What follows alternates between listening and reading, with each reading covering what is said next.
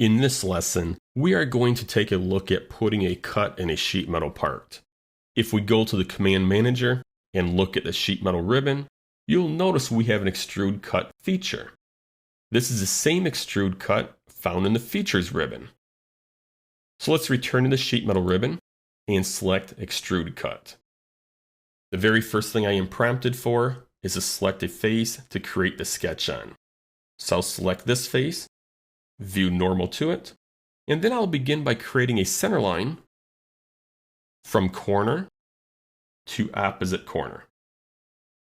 Next, I am going to add a slotted feature using the center point straight slot and snapping to the midpoint of the center line. I'll then add a couple smart dimensions, a radius of 2, and a center to center distance of 8. I am done with my sketch, so I'm going to close out of the sketch, and the property manager appears for cut extrude. Now this is identical to the cut extrude found in the features ribbon, with the addition of 2 new options, link to thickness and normal cut. For now, I am going to uncheck both of these. Then I'll rotate the model to isometric, so it's a little bit easier to talk about some of these options.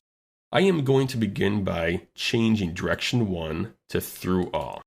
Now this would be the obvious choice if you wanted this slotted feature to pass through both flanges.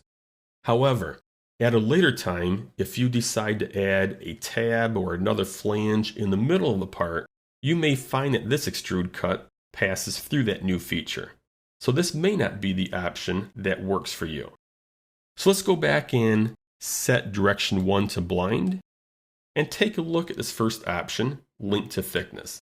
I'll put a check mark here, and what it's doing is linking this cut to the thickness of the sheet metal part, which that setting is controlled in the sheet metal feature in the feature manager tree. The nice thing about linking it to thickness is if you decide to change the material thickness down the road, that extrude cut will always pass through the entire sheet metal thickness. To demonstrate the second new option, normal cut, I am going to close out of this cut extrude and open up another sheet metal part.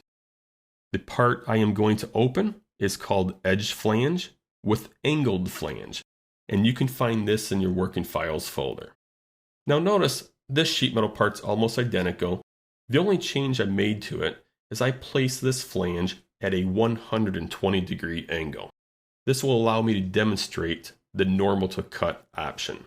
So let's go into the cut extrude feature, and instead of blind, we are going to have that extrude cut go through both flanges and close out of the command.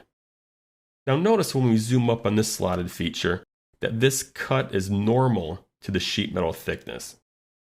However, when we zoom up on this slotted feature, it is not normal to the sheet metal thickness.